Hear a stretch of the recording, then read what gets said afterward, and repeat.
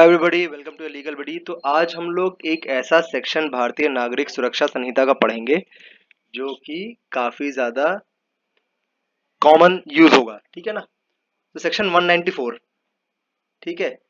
तो टेक्निकली वो इन सेक्शंस की बात करता है जहां पे सुसाइड वगैरह कमिट हो जाता है। ठीक है। उस केसेस में किस तरीके से इन्वेस्टिगेशन होगी, थोड़ा सा इन्वेस्टिगेशन उसका अलग होता है।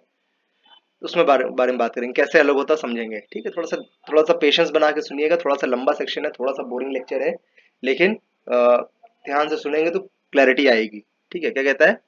When the officer in charge of a police station or some other police officer, especially empowered by state government, ये बकवास लिखा है, receives information that a person has committed suicide or has been killed by another or by any animal or by machinery or by an accident or has died under circumstances raising a reasonable suspicion that some other person has committed an offense। अब समझो, यहाँ पे कह लिया है कि अगर किसी ने सुसाइड किया है या someone else has killed that person, ठीक है, या मशीनरी से डेथ हो गई है उसकी, मतलब कुछ किसी मशीन में दब के कुचल के व्हाटएवर वैसे डेथ हो गई है, ये एक्सीडेंट हो गया है, ये 4-5 केसेस हैं।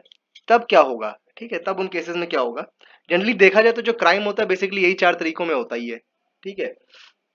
नहीं, और भी होते हैं, मतलब ये 50% ऑफ द केसेस में यही होता है। अब आगे क्या करना है? Then he shall immediately give intimation to the nearest executive magistrate empowered to hold inquest। अब वो इस चीज की इंफॉर्मेशन जो उस डिस्ट्रिक्ट का जो डीएम होगा, ठीक है, एग्जीक्यूटिव मजिस्ट्रेट, जिसको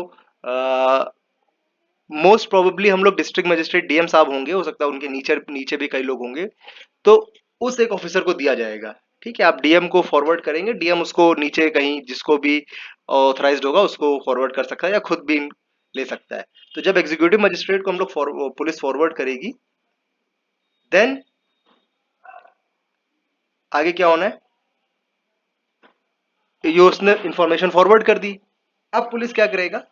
पुलिस उस जगह जाएगी जहां पे ये एक्सीडेंट या फिर सुसाइड या फिर एनिमल से किलिंग या फिर मशीनरी से किलिंग हुई है, वहां पे जाके, अब यहां पे इंपॉर्टेंट है, ध्यान से सुनिएगा, shall proceed to a place where body of such deceased person is and there in the presence of two or more respectable inhabitants। ये बहुत जरूरी है कि वहां पे टू और मोर रिस्पेक्टेबल इनहेबिटेंट्स की प्रेजेंस में इन्वेस्टिगेशन करे। ठीक है।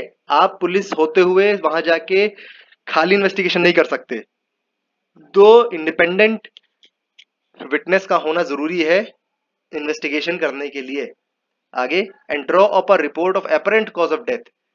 ठीक। और वहां पे एक रिपोर्ट, एक प्राइमा फेसाई रिपोर्ट तैयार करेगा पुलिस कि भाई हाँ, ये इस डायरेक्शन में लाश मिली और यहाँ पे चक्कू था और यहाँ पे व्हाटएवर जो भी उसको ऊपर से दिख रहा है कि ऐसे ऐसे डेथ हो सकती है, ऐसे ऐसे बॉडी मिली, ऐसे ऐसे हो सकता है उसको।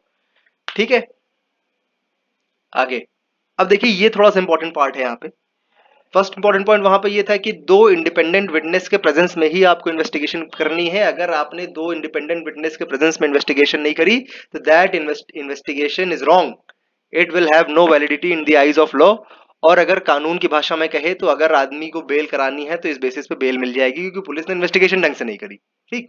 The report shall be signed. अब जो जो रिपोर्ट तैयार करी पुलिस ने, जो एक प्राइमा फेसाई रिपोर्ट जो तैयार करी है, shall be signed by such police officer and other officers or by so many, ठीक है, and shall be forwarded to DM. और जो रिपोर्ट तैयार करी गई प्राइमा फेसाई डेथ के कारण को, उसको डीएम को फॉरवर्ड कर देंगे। ठीक। 24 घंटे के अंदर अंदर ये सब काम होना है। ठीक है। ये सब जो काम होना है 24 घंटे के अंदर अंदर होना है। अब आगे सुनिए, अब आगे सुनिए। अब लिखा हुआ when the case involves suicide of a woman within 7 years of her marriage. ठीक। Point number 1।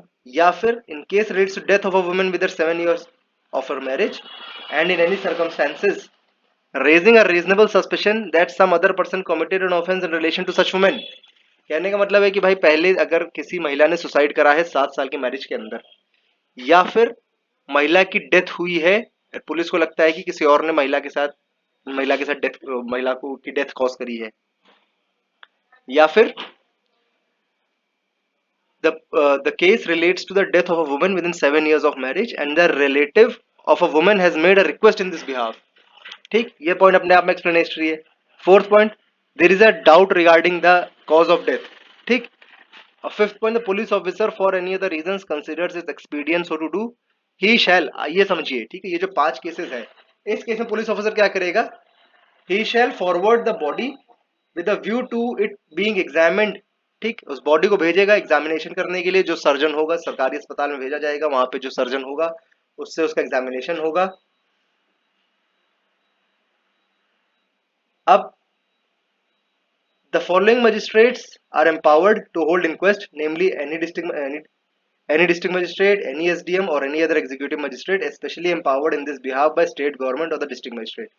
पहले जो सीआरपीसी था उसमें शायद कुछ ऐसा था कि I am not very sure, but यहाँ पे चेंजेस डेफिनेटली ये आया है कि पहले इन सभी केसेस में, जो 5 केसेस मैं आपको बताए हैं यहाँ पे, जिसमें suicide of women with in 7 years है, death of a women with in 7 years है, या पुलिस, तो उसमें सब जगह पर जो डिस्ट्रिक्ट मजिस्ट्रेट था उसका रिपोर्ट तैयार करना जरूरी नहीं था।